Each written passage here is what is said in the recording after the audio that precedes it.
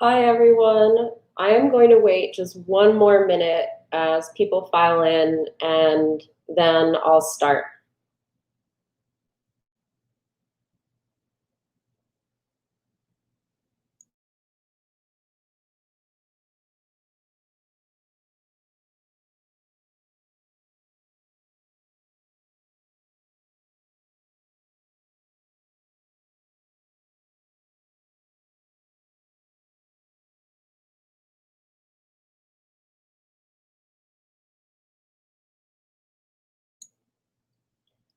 All right.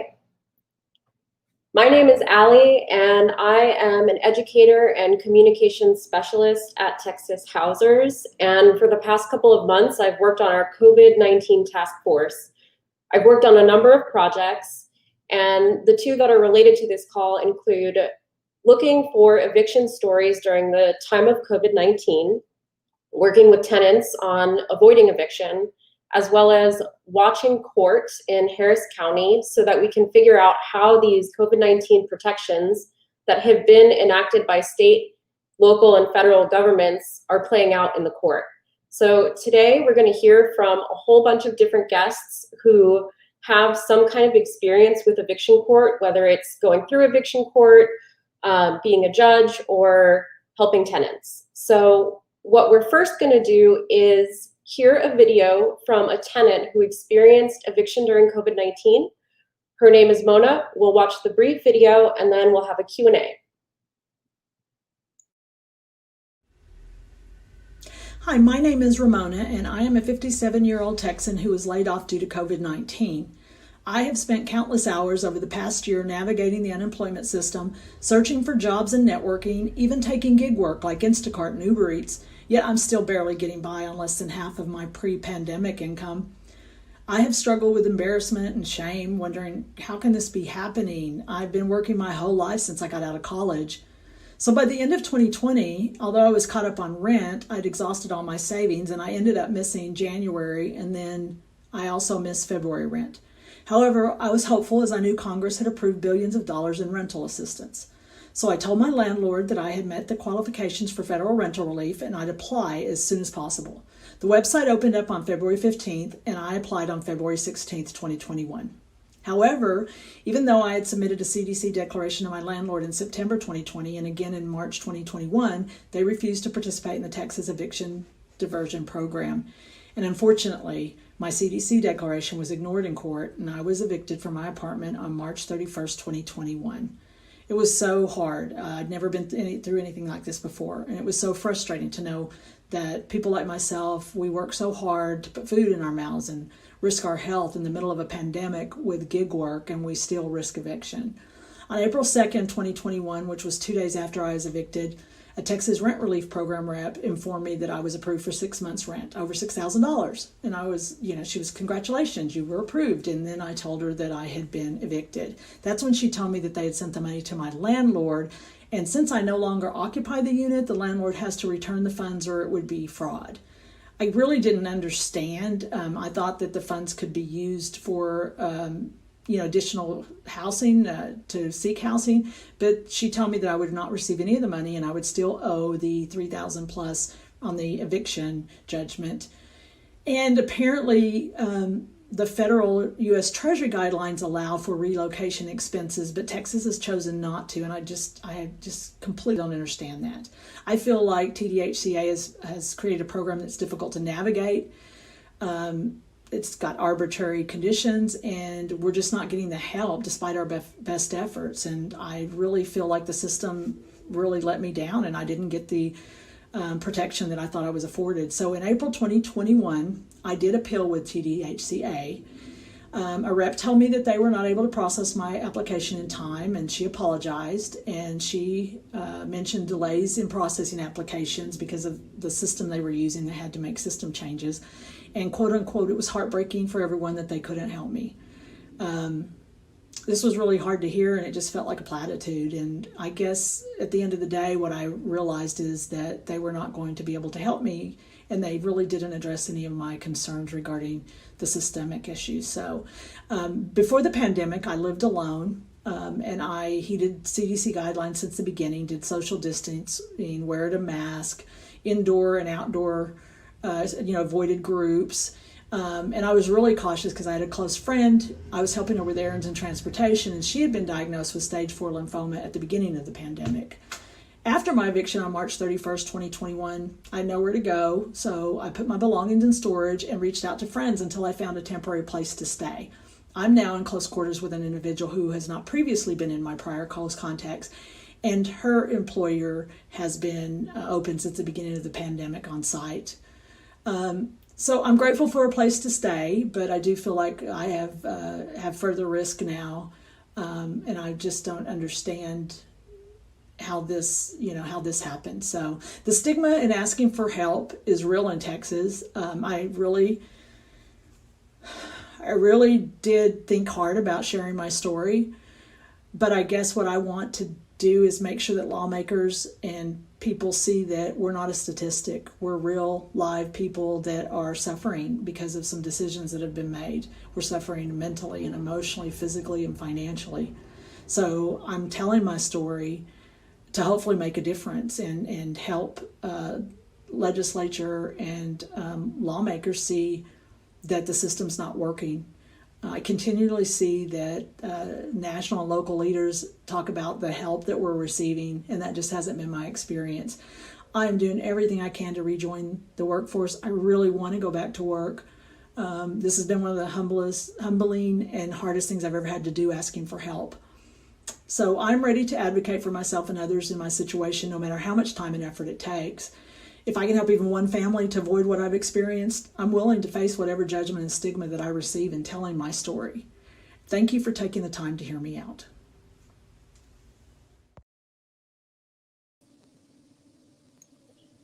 All right, so we're gonna have a short Q&A with Mona, who is a tenant that I've been speaking with through Texas Housers for the past couple of months. And I really want to focus on the story aspect, Mona. I mean, like, what was it like in eviction court? You said it was your first time, I believe. What did it feel like? What was the process like? What was going through your mind at that time? Thanks, Allie. Wow, I'm glad you asked that, because, as stressful as this has been this last year, probably the thing that I lose sleep over and wake up in the middle of the night is around the eviction and the eviction court. I went into that believing that I was protected under the CDC eviction moratorium. So I really didn't. My landlord and I had talked, and I thought, okay, well, we're going to get in there. I'm going to explain it, and then we're going to figure out a plan and move forward. I got on the call, and a couple of us were talking, and we were muted. And then I realized, like with a shock, that there were 18 others on that call. So I was just so taken aback. It was not what I was expecting. I had tried to get legal help, and I went into this just blind. And as I was sitting there, it just felt like a cattle call. It just felt like it was very impersonal. And so the judge started going through each case, and I had to, I sat there and got more and more anxious as I watched it, because almost every time he got down to the tenant and the landlord, and he asked them if they wanted to participate in the eviction moratorium, the tenant, there were only 3 out of the 18 that were on there, would say yes, and the landlord would say no, and he granted the judgment. So the woman right before me, she was a woman with her child. I mean, it was heartbreaking. She said, I have $1,200. I want to give you the money. What can we do? And the landlord said, we don't want to participate. And they said, you have 5 days to be out. Her and her daughter were both in tears. It's hard not to get emotional when I even tell this story, because it brings back the kind of, honestly, the trauma of that situation. Because then when it got to be my turn, I tried to plead my case, and quite honestly, I was just shut down. I really kind of felt like a criminal, like that I was being given my sentence. I asked about the CDC eviction moratorium, and basically at the end of it, he basically said, do you want to participate? I said yes, and my landlord said no. When I say my landlord wasn't even on call. This was somebody from an organization I'd never even heard of, it, I guess an attorney or something. And she said, no, we're not going to do it. And the judge said, all the kind of, I'm sorry, and this is going to be a difficult time, and I know it's going to get better. And then he said he was granting the judgment. And I just, through tears, was like, what does that mean? I mean, what does that mean? And he said, you have 5 days to vacate the premises. And with that, they went on to the next tenant. I hung up that phone in shock, Allie. I was feeling hopeless. Honestly, I was afraid. I was angry. I was sad. And I was embarrassed. So I had not really talked to very many friends about this situation because, like I said, there's a lot of stigma attached to this. So I didn't tell anyone for about 2 to 3 days, and I was in a really dark place. It was just really dark, and I decided I had to ask for help. I couldn't go through this alone. So I picked up the phone, and in the back of my mind, I was still thinking, okay, this is going to be okay. They can't do this. And a friend of mine, I'm so grateful for her, she said, let's forget all that. What if they can? What are you going to do in 3 days when they come knocking on your door? You're going to lose everything. Let's get packed. And so with that, I started packing, and really that's really consumed me from that time forward, just getting packed and moving forward through the process. I just want to take a moment to thank you for sharing your story, because I can just see and hear from you that that's a roller coaster of emotions. And, you know, Mona, you've heard me say this to you a million times. I've always said, you know, Mona, you don't owe me anything. If you don't want to share part of your story, you don't have to. And I just want the audience to know that too, that, you know, she doesn't have to share this with you or I, but she wants to. And so I just want you to acknowledge that it's pretty special that she's been this brave. And it also leads me to my next question, which is, you described this dark moment and the roller coaster of emotions. I mean, what gave you the strength to keep going? I mean, you're here, you're fighting, you're trying to make a difference. How'd you get over it? How'd you get over the hump? Well, Allie, I've said this to you before too. I felt so alone. And when I started reaching out to people, you reached out. And then also,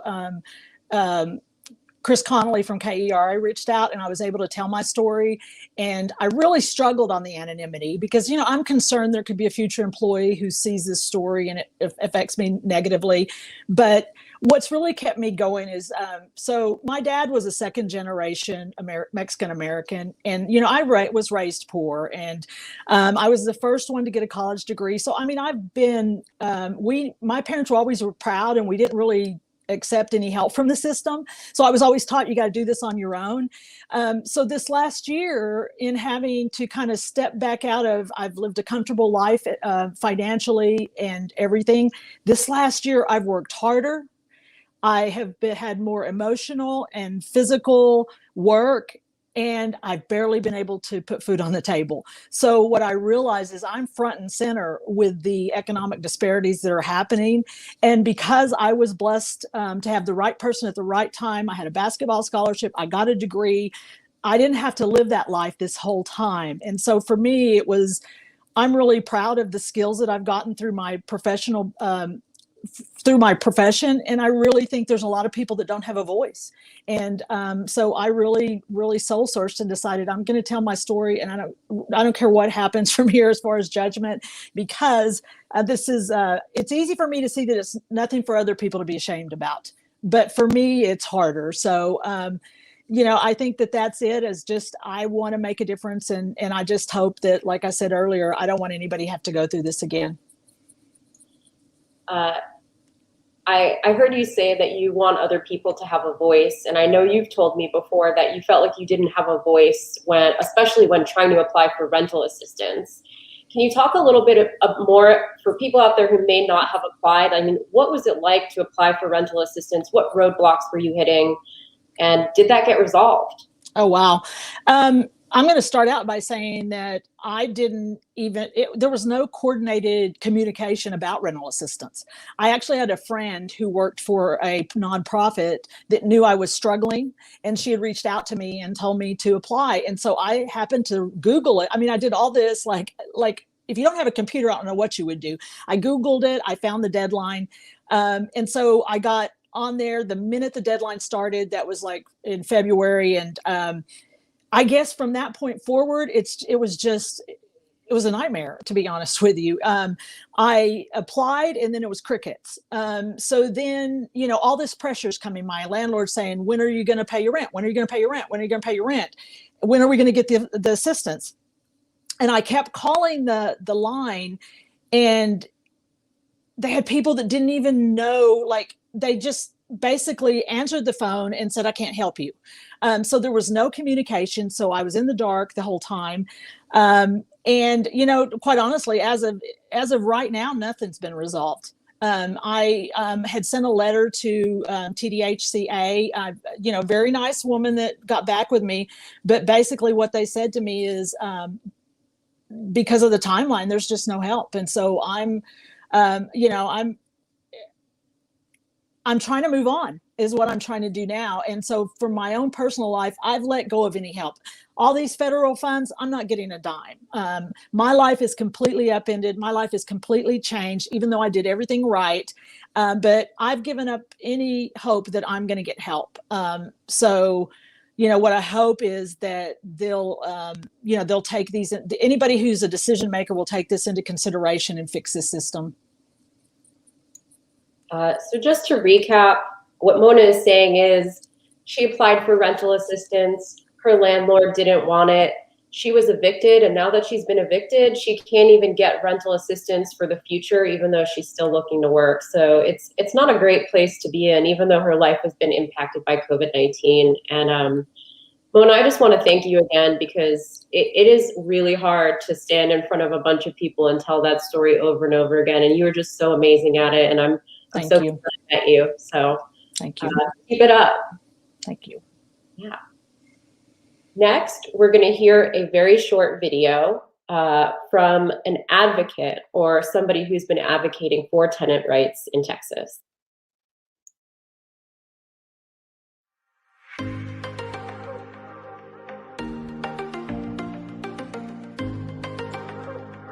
Been having like a lengthy conversation with one tenant who had been sex trafficked. To escape from her sex trafficker, she had a fake ID. She had a job, but she lost her job, of course, during the pandemic. Of course, is facing eviction. She was able to apply for assistance, but it's my understanding that when she applied for assistance, she had to actually use her real name. She was approved for the assistance, but now the landlord knows that she rented her apartment in a fake name. So now she's being criminalized, and her landlord now saying, well, I'm not going to accept the assistance. I mean, every situation, every circumstance is so different. You have a person who's trying to escape a horrible situation, and then after getting to what they think is a safe place and trying to become stable, faced with no job, looking homelessness in its face, and then criminalized for past actions because you're trying to get to a safe place. The community members that are facing eviction, and especially those that have children that are school age, the ripple effect and how that plays out as well. And not just like in the policy advocacy space, but it plays out in so many other areas. I feel like the advocates we're trying to do our part, but we need to see folks in places of power censor low-income tenants of color, because they're definitely lagging behind. This is definitely a landlord-centered state. We have to change that. Tenants are the ones that are keeping the landlords nice, fat, and rich. All right, next we're gonna see a short video from somebody I'm really glad to have met. This is former Justice of the Peace, Jeremy Brown, otherwise known as an eviction judge. He was judging in Harris County, where I had the opportunity to watch court. And again, like I said earlier, check to see if those CDC moratorium and rental assistance protections were working. Hello, my name is Jeremy Brown. I'd like to thank Texas Housers for inviting me to this important event. I previously served as a Justice of the Peace from 2018 to 2020, where I heard many eviction cases. Now, before COVID, evictions was a big issue in my community because it was the underlying issue of the lack of affordable housing. Folks living paycheck to paycheck, and any little dent, be it a car wreck or a cutback of hours, will land them in my court. I say it to say that COVID itself highlighted the issue of affordable housing and housing instability. not cost it. Many different agencies between the city of Houston, Harris County, nonprofits, the federal government, the state government, tried to do programs to make sure that folks were housed during the COVID time. Quite frankly, that's not enough. Because a program by definition is a short-term fix. And affordable housing needs a long-term solution. So as we move forward, as we get out of COVID, still remember housing instability is an issue.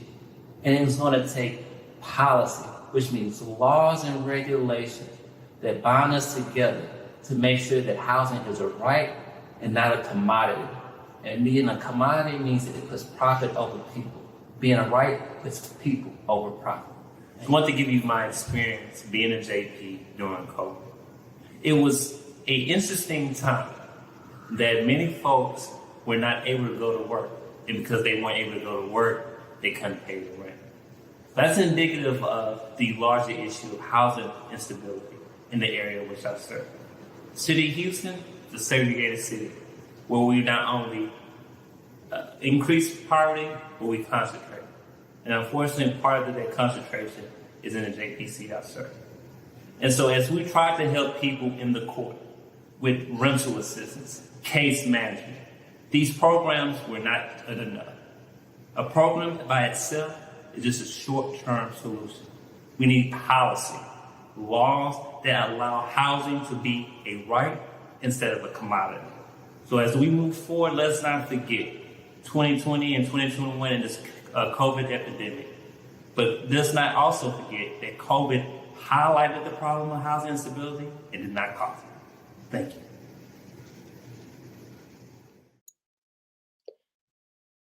All right, y'all. So I just want to tell you that again, I sort of virtually met Jeremy Brown when I was watching court, although the way that court watch works is I stream in and he doesn't necessarily see me on the Zoom. So I was watching him and he couldn't always see that I was on. I was kind of spying on him. And one thing that I really liked about watching his court was that he consistently asked tenants for their side of the story, which is something that I didn't see in every single eviction court in Harris County.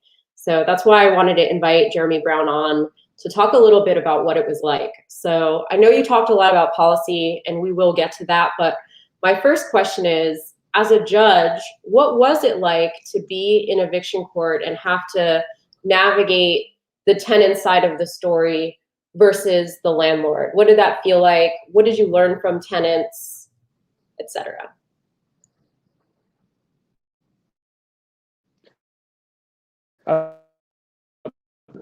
Sorry, Ellie. I was having that connection. Can you repeat the question for me, please? Me. I can see you, but you are cutting out. I had a bad connection, Allie. Okay. I'm thinking. Go to. Yeah. I think we'll go to the next person. Let's go to the next person and then Jeremy can figure out the connection issue. Is that okay? All right. So awesome. The next thing that we have up is hearing from an advocate named Jay, and that'll just be a short video, no Q&A.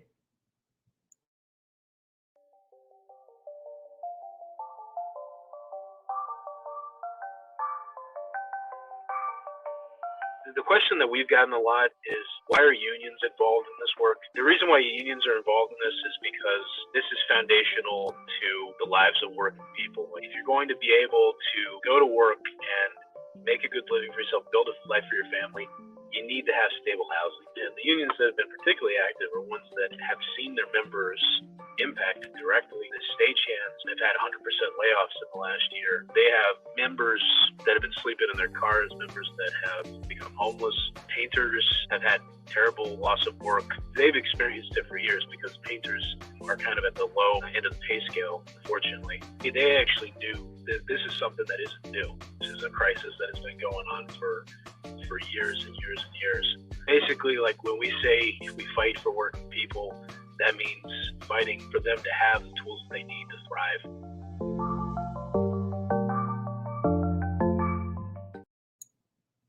All right, and we're going to hear from our next tenant, a woman named Yvonne, who I've also had the pleasure of working with. We will hear a short video from her, and then we'll do a Q&A together. Hello, my name is Yvonne. I'm a single mom of 3 girls, ages 19, 12, and 9. Here's our story. In June 2020, during the year of the COVID-19 pandemic started, the landlord had his realtor place a for sale sign in the front yard of the house we were living in. He then left a voicemail stating he is selling the house. As a tenant with Section 8 voucher, I didn't think it was possible to have us move out in the middle of the contract, but I didn't know my rights, especially during COVID-19. I reached out to my caseworker at the housing authority, and she wasn't much help.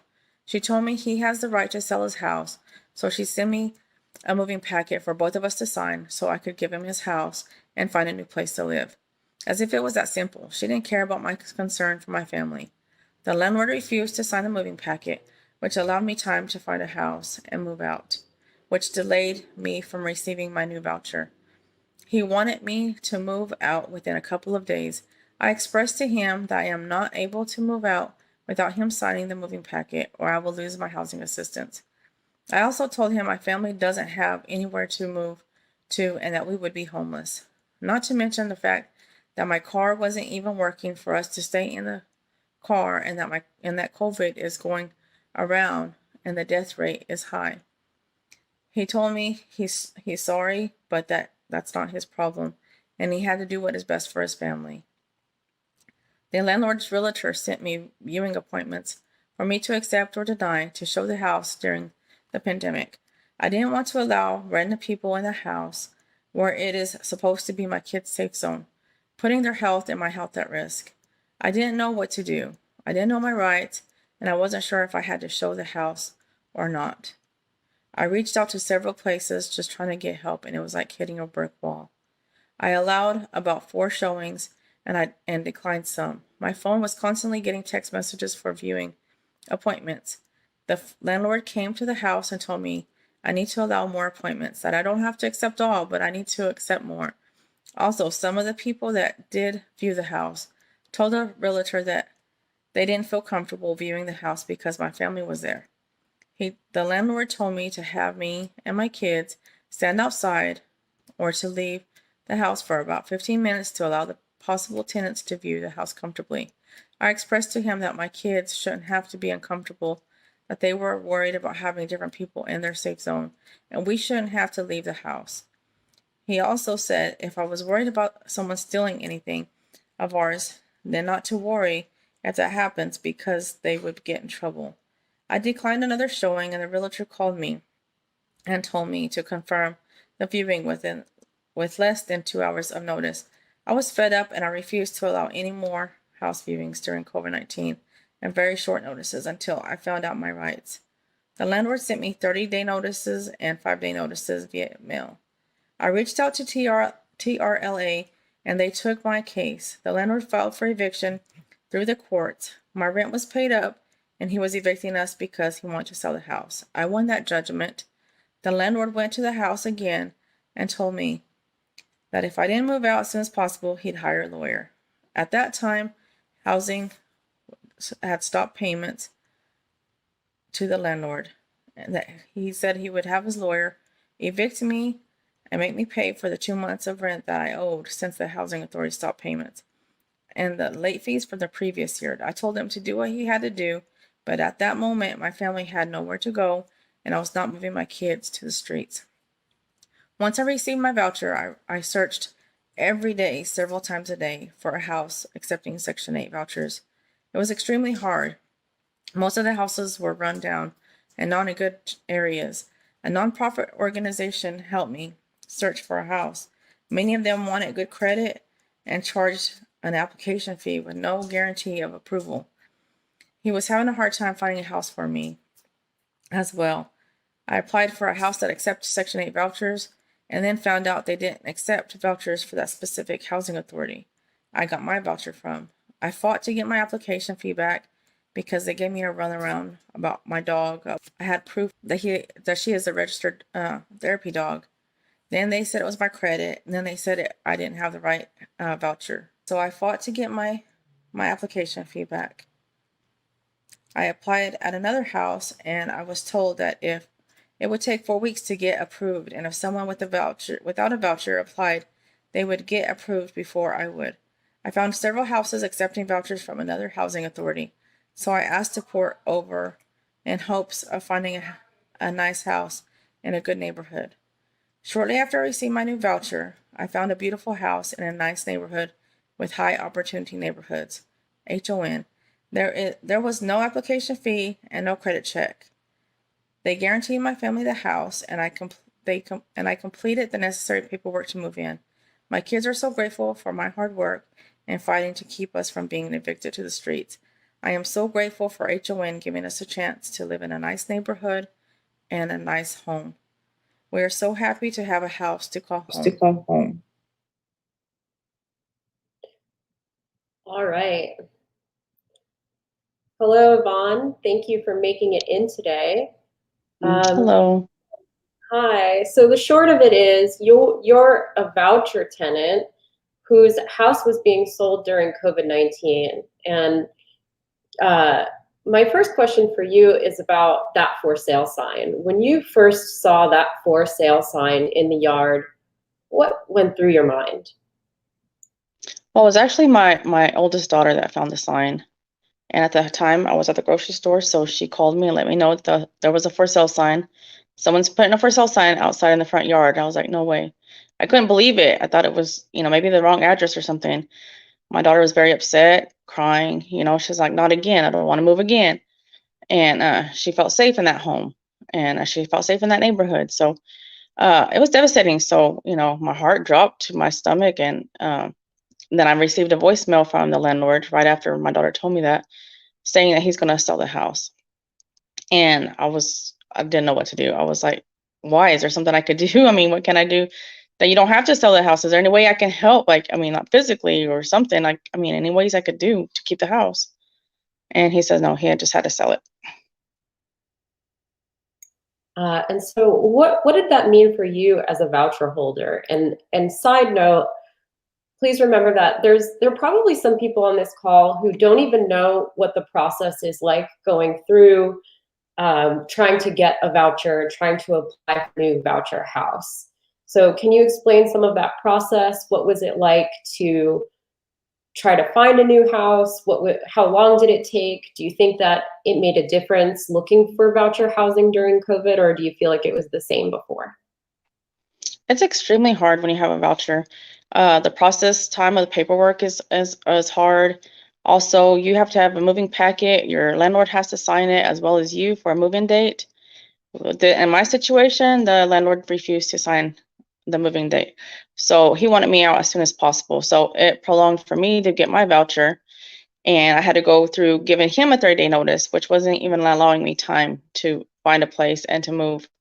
And that's what my caseworker told me was 30 days. And then other people told me, no, you have 60 days or 90 days. So I was so confused because I was getting different, people saying different things.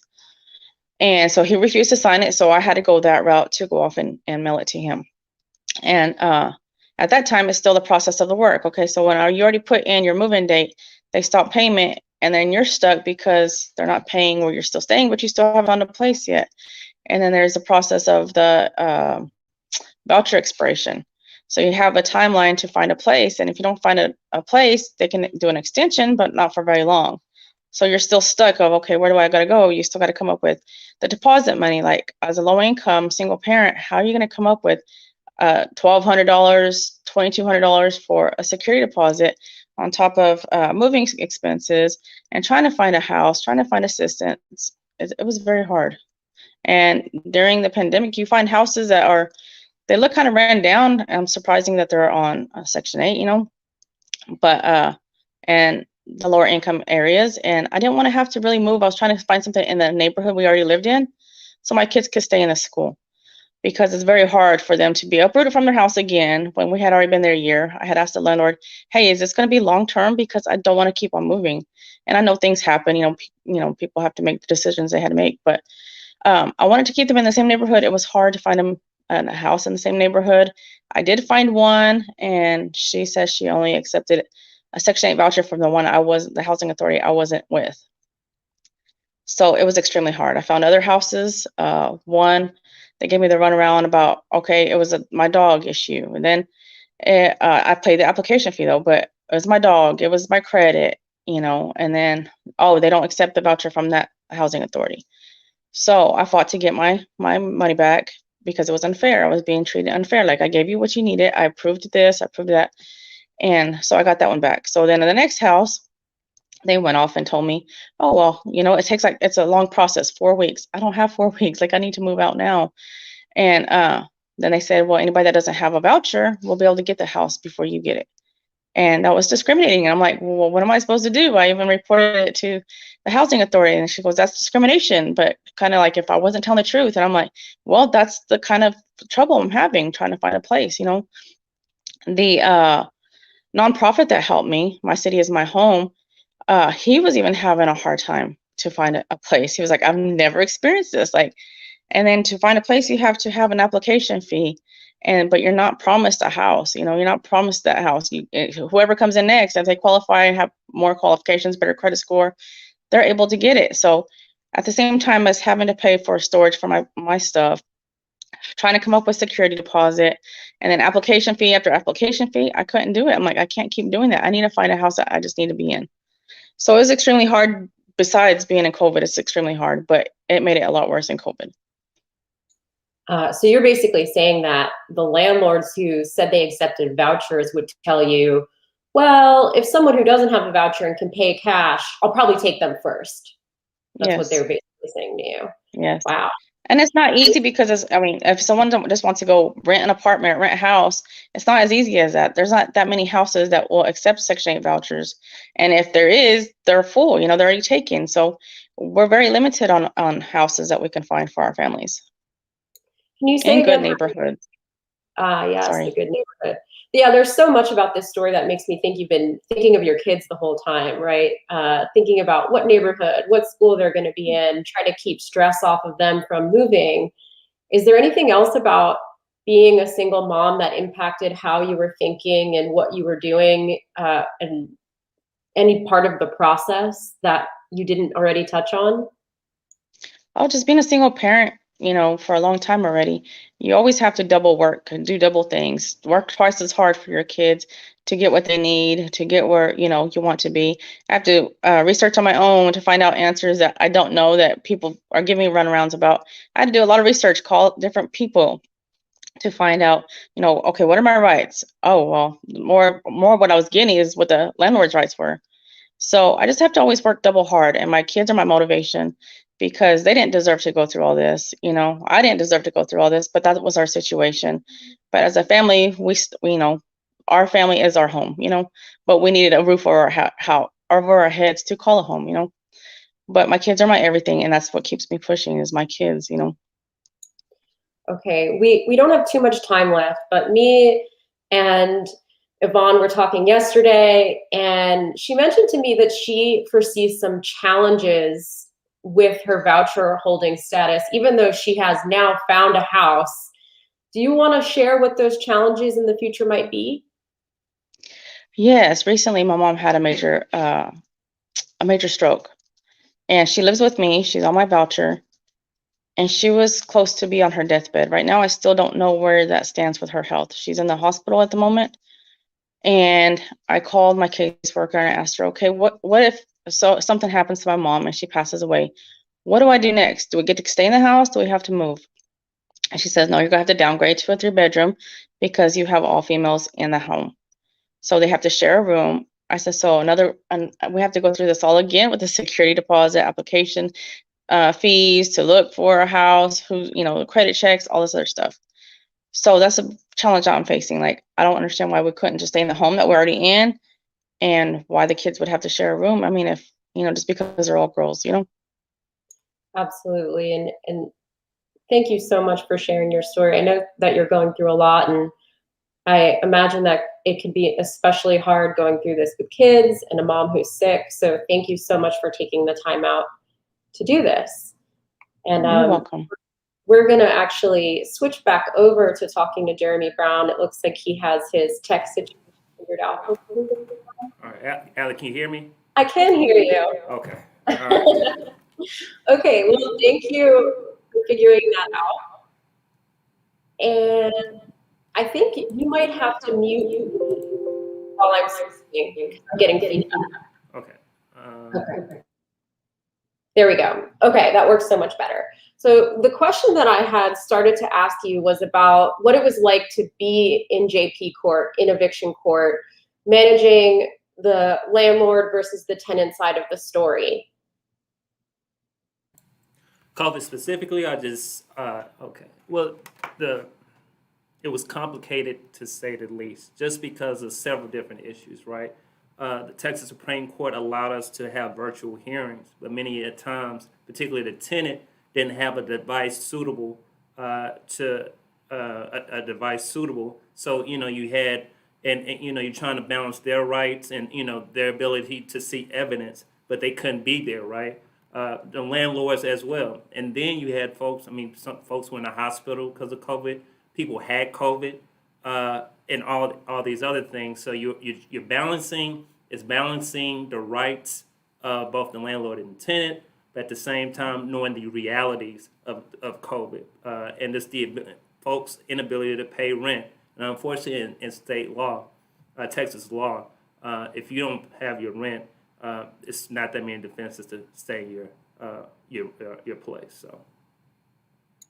All right, this will be kind of a juicy question, but really want to know, I watched quite a few different courts in Harris County, and I felt like you were one of the few JPs who listened to the tenant. Why do you think that is? I mean, like I said, more often than not, the reason for the evictions for non-payment of rent, and when it's non-payment of rent, and it's not a lot of defenses for non-payment of rent, it's a lot of my former colleagues just didn't want to hear, because you have a lot of cases on the docket, so it was kind of a meal. My thing was, if somebody had came to court, at the least you want them heard, right? It's that you have your day in court, regardless of the fact that their explanation wasn't, it may have been logical, but not necessarily legal.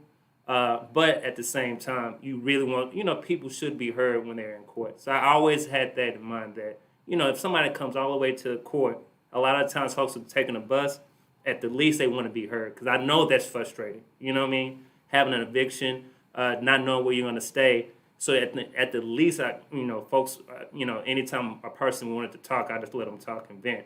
And coupled with the fact that we had some social service providers that were at the court or on Zoom, and if there were some buzzwords, that social service provider can reach out to them. I couldn't necessarily tell them to, go to the social service provider as a judge, but like say for instance, folks were in Houston Independent School District, if they had kids in HISD, we had the HISD's homeless department come to the court, the case manager, and they would reach out to those tenants. So it was twofold. It's just philosophically, you want somebody to talk when they have that day in court, and practically, trying to get those buzzwords so the social service providers can reach out to them. Definitely. Total sense. We have just a couple of minutes, but I was going to ask you about what long-term improvements you want to see in eviction court. I know you have things in the work. Well, one of the things is, on an ongoing basis, have social service providers and legal aid providers at the court to have people a warm handoff. Because a lot of times, even with the Texas Rental Relief Program, you'll give somebody a piece of paper, and within the chaos of the moment, they're not going to follow up, or they don't know what to do, right? Two, at the end of the day, we just have an affordability crisis in housing, right? And right now, locally, only money that comes for affordable housing is from the federal government. And so I would like the city and the county and the state to put more of their money in it, affordable housing. I know for the longest, I believe they have, every bond election, the city of Houston did a housing bond. That way to kind of gap fund projects so it can be, so the cost can be lower, so rent can be lower. I want to see the county doing the same thing. I want the state to, on the state side, more defenses for non-payment of rent. Because many a times, folks, will have a broken AC, all these living conditions, and of course they want to pay that instead of paying their rent. And there's no defense to that. Even though that's logical, that's not necessarily legal. So on a state and local level, I would want to put, if we had more funding in affordable housing, I think that would go a long way. Thank you so much, Jeremy. Thank you. Thank you. We actually don't have very much time. I really appreciate you taking the time to come out here and talk to us. We have to move on. We have a really short video from our next advocate. His name is Greg, and we'll cue that up, and then we'll slowly make our way to the next and last Q&A.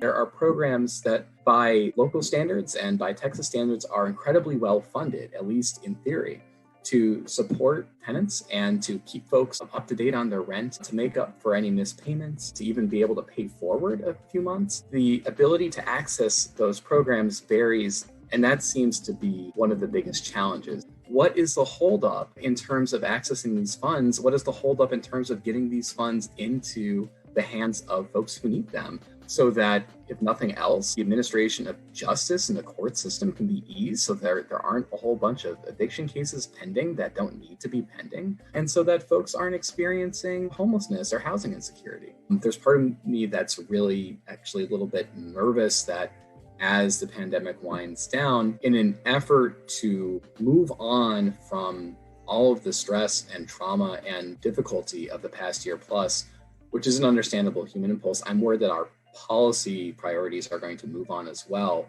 and that folks who are housing insecure, folks who have been or are at risk of experiencing homelessness, folks that didn't make it through this past year in terms of job security or economic security, are going to be left in many ways a worse position, because the funding will go, the programs will fold up. Anything that arose during this period, I'm worried there's going to be an aversion to revisiting, or continuing, or extending.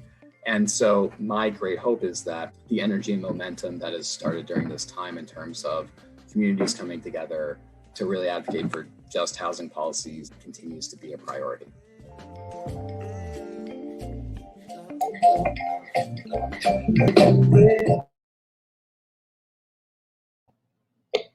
All right, we are going to hear from our last guest and do a Q&A with Walter, who is a landlord who's dedicated his time to creating affordable housing. Hi, I'm Walter Moreau. I'm the Director of Foundation Communities here in Austin. We have about 7,000 residents that live in our affordable housing, mostly hardworking folks that are retired or maybe unable to work. About 1,000 of our residents were formerly homeless. When the pandemic hit, I was really very anxious about April and how many residents were going to need help. We had initially about 10 to 15% of our families in April and May that had lost work and couldn't pay rent and came in asking what to do. We said, don't worry, the last thing we're going to do is evict people. And then the most amazing thing happened. We put out an appeal for emergency assistance to the community, and thousands of people donated. Neighbors who really care about their neighbors.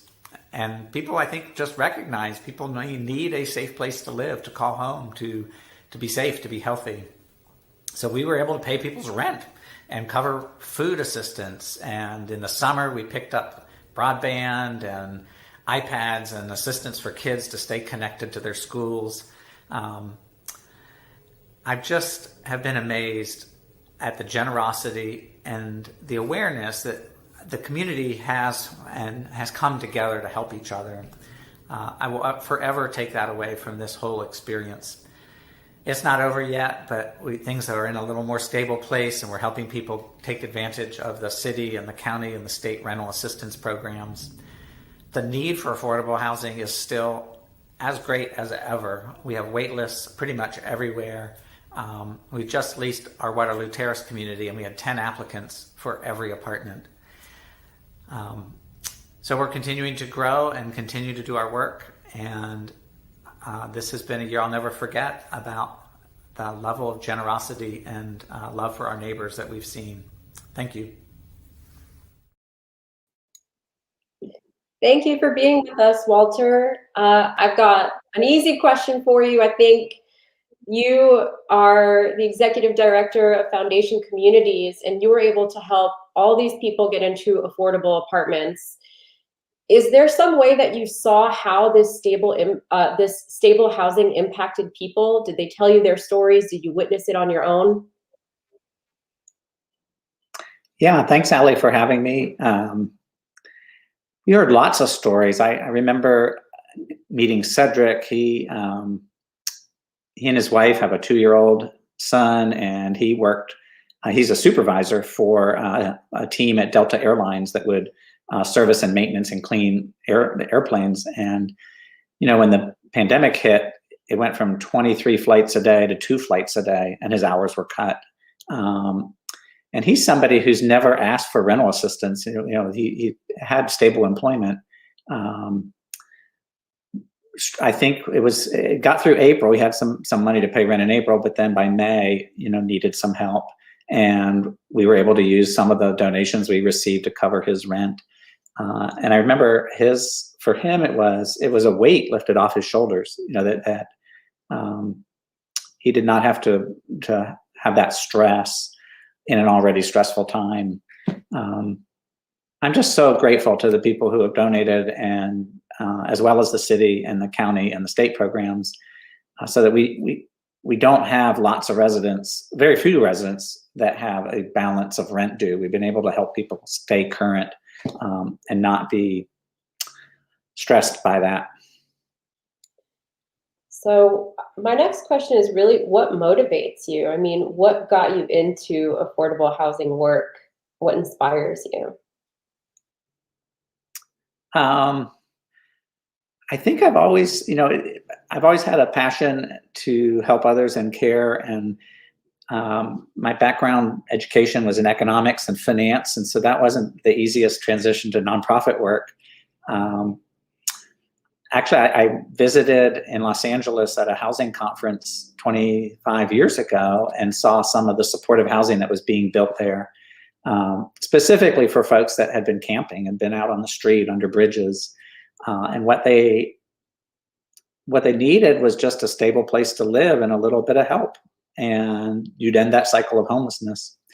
When I came back to Texas, I started looking for old hotels to buy in Austin, and my wife thought that was crazy, and I decided to go work with Foundation Communities, and we've bought 3 hotels. We're actually working on another one right now, and been able to build new construction. And anyways, I've got the housing bug, and like that it's a very practical and real, tangible way to help people who are otherwise really resilient, amazing people, just priced out of our market. All right, one last possibly juicy question for you is, what are some ways you think that either landlords or the government should keep people safe and housed during this pandemic and in the future? It's been a struggle for local governments and the state to get these rent assistance programs up and running. You heard that from Mona. And that muscle, that capacity to offer these rental assistance programs largely didn't exist. So it was staff who are already overwhelmed having to learn a whole new program as fast as possible. Maybe the answer to your question is that we need a greater emergency rental assistance funding and programs that maybe don't need to be as large a scale as they are right now, but will keep people, will be there to help people in the future. I think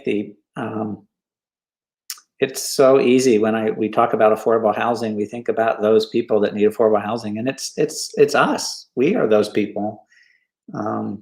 I have people in my family members that need help, friends that need help. Austin's just gotten so expensive. I hope we can be a community. Texas can be a community for everybody. Absolutely. I know that we here at Texas Housers have talked about what we've been calling evergreen rental assistance. So That answer resonates with me for sure. Any other last words? Do you want to say a little bit more about Foundation Communities, or any last bit you want to add to the audience before we end? I just say that, we're busy right now building more housing. We've got 3 new communities in the works, and hopefully we'll be able to purchase another hotel that converts to supportive housing relatively quickly. Of course, I'm a big believer in the nonprofit housing model. We're landlords, but we're good guys. Not so easy to think of landlords, some of whom really are taking advantage of folks, but we need affordable housing by good landlords, long-term, long run, to keep Austin and Texas affordable. All right, thank you, Walter. We're going to wrap up here, and I just wanted to say thanks again for coming out, and thank you to all the panelists. Thank you for my tech person, Michael, for making it happen, and thanks to the staff behind the scenes who are helping me out, helping this call get going. I also wanted to give a special thanks to Lone Star Legal Aid and Texas Rio Grande Legal Aid, because they were some of the organizations that would help me find tenants who were willing to speak their story, who wanted to tell their story. Everybody here on this call was totally willing to share the good and the bad of their experience, and that is in thanks to those organizations. If you are interested in seeing more stories, you can go onto our website, texashousers.org. And if you have a story that you want to share with me, you can email me at ally@texashousing.org. Thank you, everybody, for attending, and have a great day.